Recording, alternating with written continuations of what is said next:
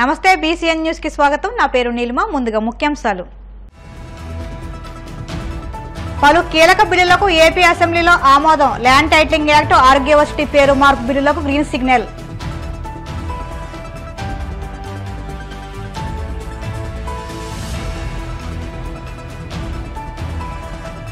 పంచాయతీరాజ్ విభాగంలో నిధులు మళ్లింపు జరిగిందన్న డిప్యూటీ సీఎం పవన్. నిధులు ఏమయ్యాయో విచారణ చేపడతామంటూ స్పష్టం.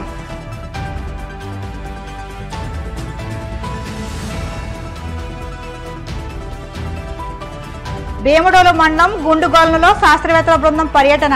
ముంపున గురైన పంట పొలాల పరిశీలన.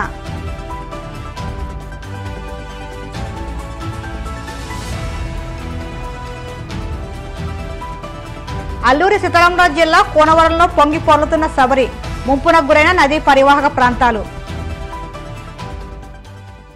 ఏపీ అసెంబ్లీలో మంగళవారం పలు కీలక బిల్లులకు ప్రభుత్వం ఆమోదం తెలిపింది.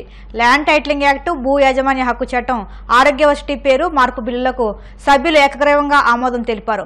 దీంతో విజయవాడలోని ఆరోగ్యవసతికి ఎన్టీఆర్ పేరు పునరుద్ధరించారు. ఈ మేరకు స్పీకర్ అయ్యన్న పాత్రుడు సభలో కీలక ప్రకటన చేశారు. అయితే ఒక్క ఆంగ్ల పదం కూడా వాడకుండా బిల్లులు ఆమోదం పొందినట్లు స్పీకర్ సభలో ప్రకటించారు. పూర్తిగా తెలుగులోనే సభాపతి ప్రకటన చేయడంపై సభ్యులు అభినందనలు తెలిపారు. రిజిస్ట్రేషన్ మరియు స్టాంపుల శాఖ మంత్రి గారు ఆంధ్రప్రదేశ్ భూమి హక్కుల యాజమాన్య రద్దు బిల్లు 2024ను ప్రవేశపెట్టేందుకు అనుమతి కోరుతారు.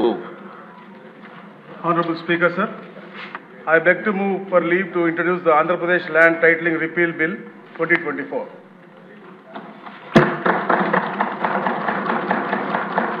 మంత్రి గారి ప్రతిపాదన సభా సమక్షంలో ఉంది.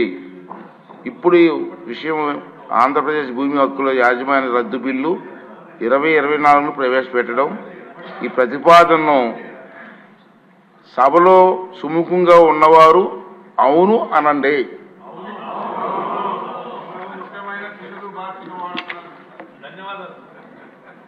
వ్యతిరేకంగా ఉన్నవారు కాదు అనండి.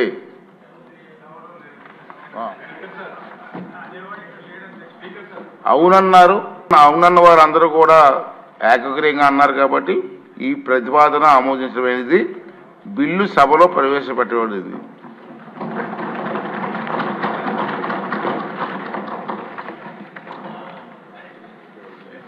చాలా చక్కటి తెలుగులో మొట్టమొదటిసారి ఈ సభలో మీరు సంబంధిత బిల్లుని, అందులో మా అందరికీ కూడా ఎంతో ఇష్టమైనటువంటి బిల్లుని అచ్చ తెలుగులో మీరు మాట్లాడి ప్రవేశపెట్టారు సార్. ఐ థింక్ ఈ రోజు నుంచి మీరు ఒక నూతన ఒరవడికి శ్రీకారం చుట్టారు. అందరూ హృదయపూర్వకంగా ధన్యవాదాలు. ప్రతి అక్షరం తెలుగులో మాట్లాడే ప్రయత్నం చేస్తున్నాను, మీరు సహకరించండి. ఆరోగ్య కుటుంబ సంక్షేమం మరియు వైద్య విద్యా శాఖ మంత్రి గారు డాక్టర్ వైఎస్ఆర్ ఆరోగ్య విజ్ఞాన శాస్త్రంలో విశ్వవిద్యాలయ సవరణ బిల్లు 2024ను ప్రవేశపెట్టేందుకు అనుమతి కోరుతారు. I beg to move for leave to introduce the Dr. YSR University of Health Sciences Amendment Bill 2024. మంత్రి గారి ప్రతిపాదన సభా సమక్షంలో ఉంది. ఇప్పుడు విషయం డాక్టర్ వైఎస్ఆర్ ఆరోగ్య విజ్ఞాన శాస్త్రంలో విశ్వవిద్యాలయం సవరణ బిల్లు 2024ను ప్రవేశపెట్టడం. ఈ ప్రతిపాదనను సుముఖంగా ఉన్నవారు అవును అనండి. వ్యతిరేకంగా ఉన్నవారు కాదు అనండి. అందరూ కూడా అవునన్నవారు అధికంగా ఉన్నారు కాబట్టి ఈ ప్రతిపాదన అధికంగా ఏకగ్రీవంగా ఉన్నారు కాబట్టి ఈ ప్రతిపాదన ఆమోదించబడింది. బిల్లు సభలో ప్రవేశపెట్టబడింది.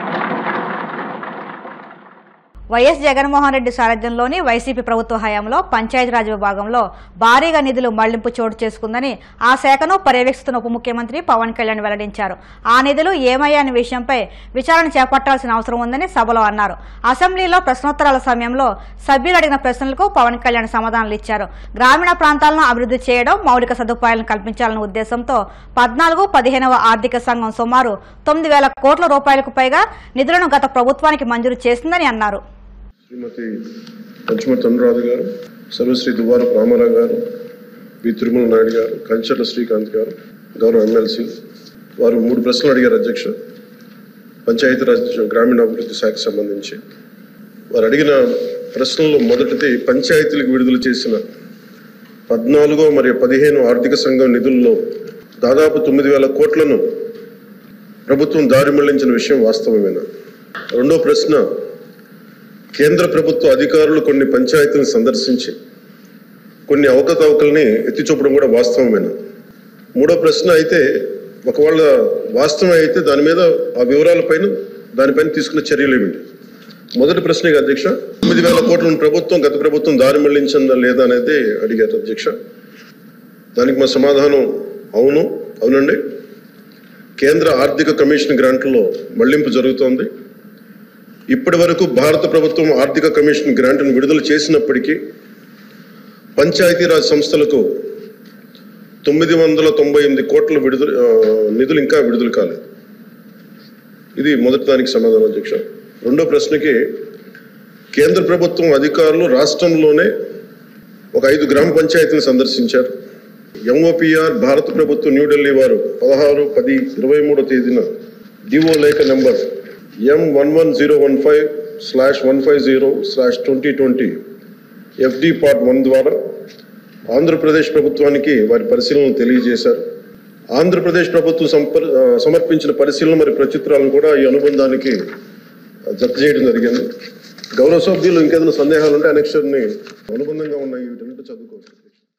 అల్పపీడన ప్రభావంతో ఇటీవల కురిసిన భారీ వర్షాలకు నీట మునిగిన వరి క్షేత్రాలను AP state agriculture research director Paladugu Satyanarayana వ్యవసాయ శాస్త్రవేత్తల బృందం భీముడోలు మండలం గుండుగొలను గ్రామంలో మంగళవారం పర్యటించింది.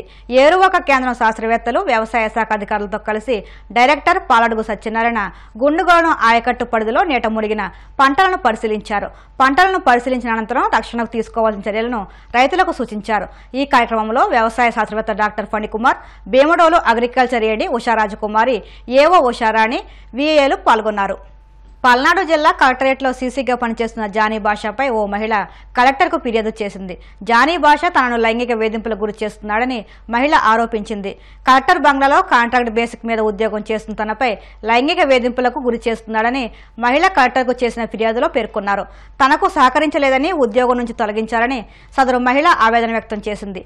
సీసీ జానీ భాష లైంగిక వేధింపులపై గతంలో డిఆర్ఓకు ఫిర్యాదు చేసినా ఎలాంటి చర్యలు తీసుకోలేదని, తమకు న్యాయం చేసి తన ఉద్యోగాన్ని తిరిగి ఇప్పించాలని కలెక్టర్ ఎదుట బాధితురాలు వాపోయింది. నా పేరు ముద్దా నాగమణి. నేను కలెక్టర్ గారి బంగ్లాలో 2 సంవత్సరాల నుంచి వరకు వంట పని చేస్తూ ఉన్నాను. అయితే శివశంకర్ సార్ మమ్మల్ని ఆప్కాస్ జాబ్లో రాశారు. ఒక 4-5 నెలలు శాలరీ లేకుండా కూడా చేసాము ఎంతో నమ్మకంగా. చేసినప్పటికీ వీళ్ళు మనకి నమ్మకంగా చేస్తూ ఉన్నారని చెప్పేసి మమ్మల్ని ఆప్కాస్లో పలు మండలాల్లో మా పేర్లు రాయడం జరిగింది. ఆ జరిగినప్పటికీ సంవత్సరం క్రితం జానీ భాష అనే అతను అక్కడ సీసీగా వచ్చాడు. వచ్చి మమ్మల్ని ఎంతో ఇబ్బంది పెడుతూ ఉన్నాడు. అతని వల్ల మేము చాలా బాధపడతా ఉన్నాను. అతను మానసికంగా నన్ను లైంగికంగా. నేను కలెక్టర్ గారి బంగ్లాలో వంట చేస్తూ ఉంటాను. ఇప్పుడు గత నెల నుంచి కూడా నన్ను వర్క్ ఆపేశారు. గత 6 నెలల నుంచి నన్ను హింసించడం జరుగుతుంది. తనకు నచ్చినట్టు ఉండాలని, తనకు టీలు కాఫీలు ఆఫీస్ రూమ్కి తీసుకురమ్మని చెప్పేసి నన్ను ఎంతో ఇబ్బంది పెడుతూ, ఆ టీ కాఫీ ఇచ్చినప్పుడు నా చేయి తాగటం వల్ల చేయి పట్టుకొని లాగటం అలా ఇలా ఇబ్బందికరంగా చేస్తూ ఉన్నాడు. నీకు రూమ్ బుక్ చేశాను, నువ్వంటే నాకు ఇష్టం అని చెప్పేసి వేధిస్తూ ఉన్నాడు. అయినా ఆయనకు నేను లొంగనందువల్ల మమ్మల్ని ఉద్యోగం నుంచి తొలగించాడు. అదే బంగ్లాలో మా తమ్ముడైనటువంటి పవన్ కళ్యాణ్ కూడా పనిచేస్తూ ఉన్నాడు అటెండర్గా. చేస్తూ ఉంటే ఆ సార్ అనే మాటలన్నీ నేను తనకు చెప్పాను. తను చెప్పినందువల్ల సార్ని అడిగారు. సీసీ గారిని అడిగితే నాకు నచ్చినట్టు నేను చేస్తానని చెప్పేసి మాట్లాడారు. ఈ విషయం ఇలా జరిగిన విషయం ఎవరికైనా చెప్పారంటే మిమ్మల్ని ఉద్యోగం నుంచి తొలగిస్తాను, మీరు ఉద్యోగం ఎలా చేస్తారో చూస్తాను, మీ అంత తేలుస్తానని చెప్పేసి అన్నారు. మీరు నన్ను ఏం చేయలేరు, ఎక్కడికి పోయినా కానీ నాకు సపోర్ట్ ఉందని చెప్పేసి మాట్లాడారు. మేము ఇప్పుడు గత నెల రోజుల నుంచి ఆఫీసుల చుట్టూ తిరుగుతున్నా కానీ వాళ్ళకి అధికారులు కూడా కొంతమంది సపోర్ట్ చేస్తూ ఉన్నారు. డిఆర్ఓ సార్ వాళ్ళందరూ. ఇంకా డిఆర్ఓ సార్కి ఫిర్యాదు చేశాము. సార్ మమ్మల్ని రాతపూర్వకంగా లెటర్ ఇవ్వమన్నారు. ఆ లెటర్ ఇచ్చి కూడా 10 రోజులు అవుతున్నా కానీ ఇంతవరకు మాకు ఏ విషయం కూడా స్పందించలేదు. మమ్మల్ని గత నెల రోజుల నుంచి ఉద్యోగం ఆపేశారు. మాకు వచ్చే శాలరీ కూడా ఆపేశారు. నేను ఎంతో నమ్మకంగా చేస్తున్నప్పటికీ గతంలో కలెక్టర్ శివశంకర్ సార్ కూడా మాకు నమ్మకంగా చేస్తూ వర్క్లో కూడా సిన్సియర్గా చేస్తున్నాం అని చెప్పేసి మాకు అవార్డు కూడా ఇవ్వడం జరిగింది. అలా చేసి ఆ సార్ ఎప్పుడైతే ఉద్యోగపరంగా వేరే చోటకు ట్రాన్స్ఫర్ వెళ్ళిపోయారో అప్పటి నుంచి మమ్మల్ని ఉద్యోగం ఆపేసి తనకు నచ్చినట్టు మాట్లాడుతున్నారు. ఇప్పటికైనా మీరు నన్ను నమ్ముకుంటే మీ తమ్ముడికి ఇంకో శివ అని అతనికి మీకు ముగ్గురికి నేను పోస్టులు ఇస్తాను, నువ్వు ఇప్పుడైనా ఒప్పుకో, లేట్ అయింది ఏం లేదని చెప్పేసి బెదిరిస్తూ ఉన్నారు. అట్లా చేసి అందువల్ల మేము కలెక్టర్ సార్కి అదేవిధంగా ఎస్పీ మేడం గారికి ఈ విషయం తెలియపరచాలని చెప్పేసి ఈరోజు ఇక్కడికి రావడం జరిగింది.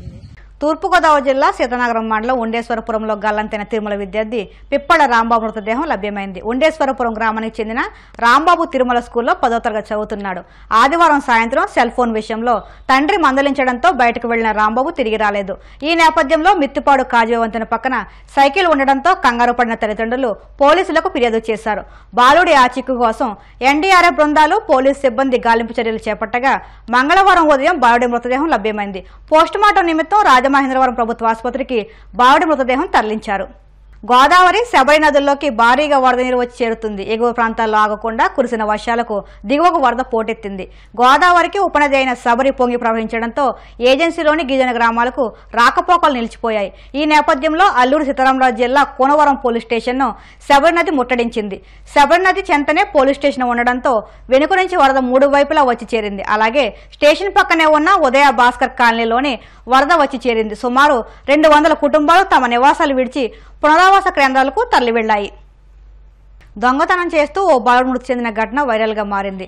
పరుగున వెళుతున్న బాలుడు బస్సు ఢీకొనడంతో మృతి చెందాడు. 71 ఏళ్ల వృద్ధుడి ఫోన్ను 17 ఏళ్ల బాలుడు దొంగిలించాడు. ఫోన్తో పరిగెడుతున్న వ్యక్తి రోడ్డు దాటబోతున్నాడు. ఈ సమయంలో వేగంగా వచ్చిన బస్సు అతన్ని ఢీకొట్టింది. తీవ్రంగా గాయపడిన బాలుడు ఆసుపత్రిలో చికిత్స పొందుతూ మృతి చెందాడు. ఈ ఘటన బ్రెజిల్లో చోటు చేసుకుంది. దీనికి సంబంధించిన వీడియో సోషల్ మీడియాలో వైరల్ గా మారింది. ఓ వృద్ధుడు రోడ్డు పక్కన నిలబడి ఫోన్ మాట్లాడుతున్నాడు. అతని వెనుకే నడుస్తున్న కుర్రాడు ఫోన్ పట్టుకుని పారిపోయాడు. ఫోన్ తీసుకుని పరుగున రోడ్డు దాటుతుండగా బస్సు ఢీకొట్టడంతో తీవ్ర గాయాలతో ఆసుపత్రిలో చికిత్స పొందుతూ మృతి చెందాడు. ఇప్పుడు కాసేపు ప్రకటనలు.